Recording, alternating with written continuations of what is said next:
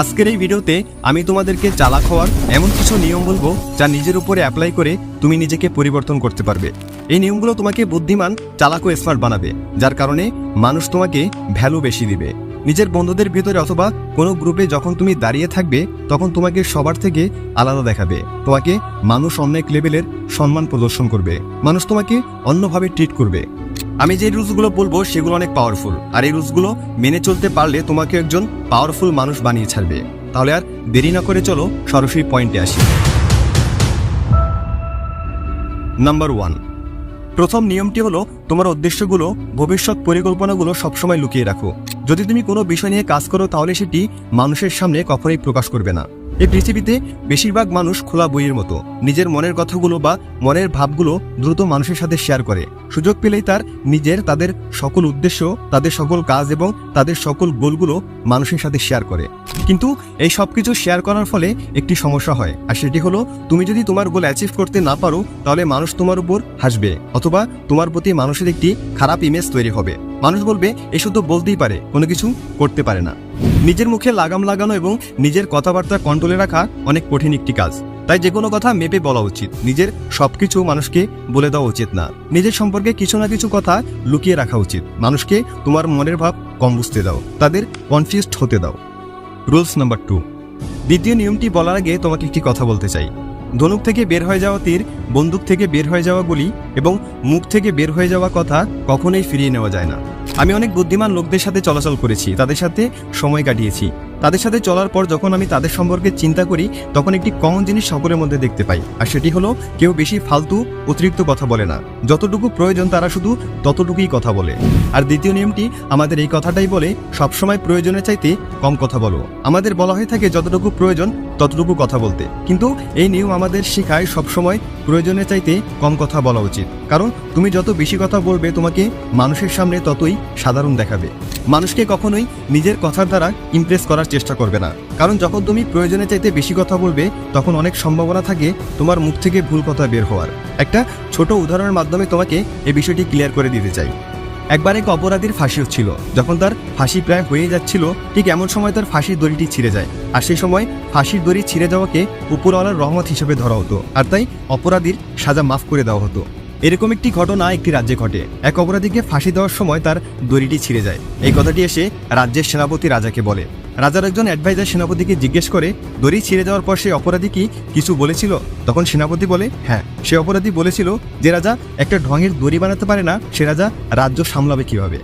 একথা শোনার পর রাজার অনেক রাগ হয়। রাজা সেই অপরাধীর কাছে যায় এবং তাকে তলোয়ার দিয়ে মেরে ফেলে। তার মৃত্যুর কারণ ছিল সে বিনা প্রয়োজনে অতিরিক্ত কথা বলেছিল।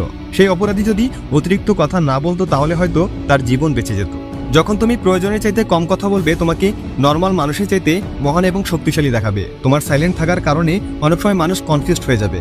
তারা বুঝতে পারবে না তোমার মনের ভিতরে কি চলছে, এবং তোমার মনের ভাব বোঝার জন্য এমন কিছু তারা বলে বসবে যার ফলে তুমি তাদের দুর্বলতা বুঝে যাবে। আর তুমি যখন কম কথা বলবে তখন তোমার দুর্বলতা অন্য কেউ বুঝতে পারবে না। স্মার্ট মানুষের অনেক বড় একটি গুণ হলো তারা সবসময় কম কথা বলে, অথবা যতটুকু প্রয়োজন শুধু ততটুকুই কথা বলে। রুলস নাম্বার 3, এখন আমরা কথা বলবো 3 নম্বর নিয়মটা নিয়ে, আর সেটি হলো তোমার ইমেজ। তুমি মানুষের সামনে তোমার যেমন ইমেজ তৈরি করবে মানুষ তোমাকে তেমনভাবেই ট্রিট করবে, তেমনভাবেই সম্মান প্রদর্শন করবে। তোমার ইমেজ এবং তোমার রেপুটেশন তোমার জীবনের উপর বড় একটি প্রভাব ফেলে। যে কোনো মূল্যে তোমার রেপুটেশন ভালো জায়গায় রাখা উচিত। মানুষের সামনে তোমার এমন একটি ইমেজ তৈরি করো যেন মানুষ তোমাকে নিয়ে কিছু বলতে গেলে বা কোনো ঠাট্টা করতে গেলে তার আগে 10 বার ভাবে। মানুষের সামনে আমাদের ইমেজ 4টি জিনিসের মাধ্যমে তৈরি হয়ে থাকে।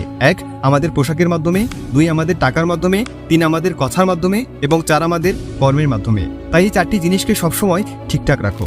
প্রথমত তোমার ড্রেসিং সেন্স ঠিক করো। মানুষের প্রতি তোমার যে ফার্স্ট ইমপ্রেশন সেটা হলো তোমার লুক। কথায় আছে, প্রথমে দর্শনধারী পরে গুণ বিচারী। তোমার লুক কেমন, তুমি কেমন পোশাক পরে আছো তাই দেখে মানুষ তোমাকে প্রথমে জাজ করবে। তাই কোথায় কোন পোশাক পরে যেতে হবে তা শিখো।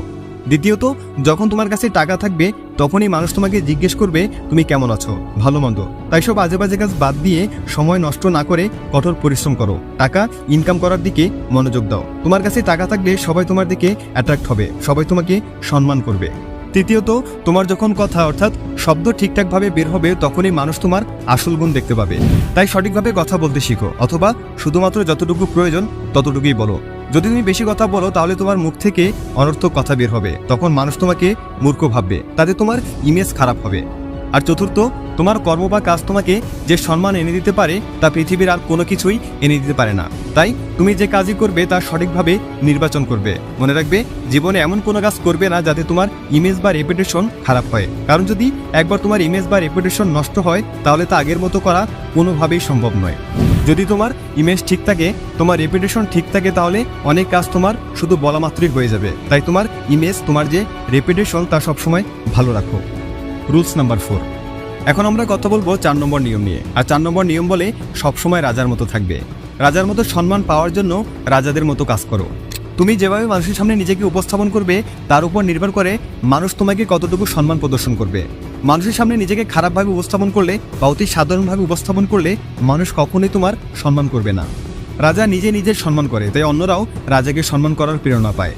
আর রাজাদের মতো থাকার মানে এটা না যে তুমি অহংকারী হয়ে যাও, এটার অর্থ হলো তুমি নিজেকে কখনোই কম ভাববে না, তুমি নিজেকে সবচাইতে উপরে রাখবে, রাজাদের মতো মহান কাজ করবে এবং উচ্চ বিচার রাখবে। তোমার সব কাজের মাধ্যমে তুমি মানুষদেরকে দেখাবে তুমি রাজা নও, কিন্তু তুমি রাজা হওয়ার যোগ্য।